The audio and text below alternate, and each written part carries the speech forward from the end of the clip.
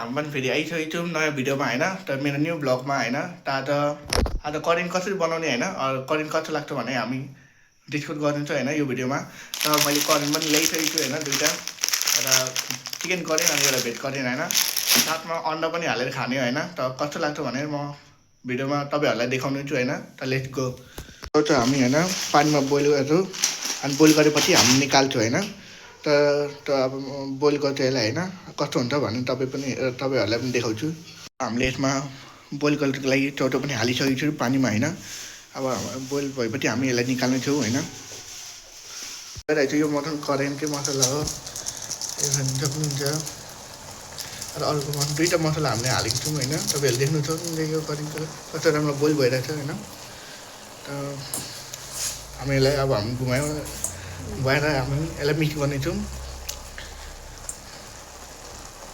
त्यसपछि अब हामी यसलाई बोइल भएपछि हामी निकाल्नेछौँ। बोइल भइसकेको छ होइन, करेन्ट पनि रेडी भइसकेको छ करेन्ट पनि रेडी भइसकेको छ। अब हामी यो सबै मसला पनि हाल्नु गइरहेछौँ। त हामीले मसला पनि मिक्स गरिसकेको छौँ होइन। साथमा मम्मीले अन्डा पनि बनाइदिनु भएको छ होइन।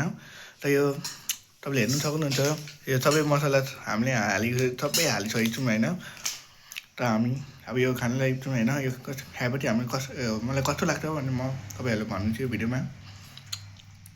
त हामी खानु गइराख्नु भएको छ। फाइनली करेन्ट पनि सबै कुरा भइसकेको छ होइन। त हामी करेन्ट र अन्डा सँगै खानु गइरहेछौँ। त लेट्स गो। त कस्तो हुन्छ होइन खाएपछि फिल।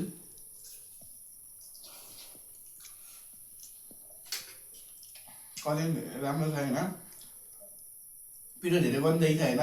त यो धेरै राम्रो छ। तपाईँहरू पनि यो एकचोटि ट्राई गर्नु सक्नुहुन्छ। नेपालकै करेन्ट हो होइन। त तपाईँहरू पनि ट्राई गर्नु सक्नुहुन्छ। कसले करेन्ट खानुभएको छ भने मेरो भिडियोमा कमेन्ट गर्नु होला।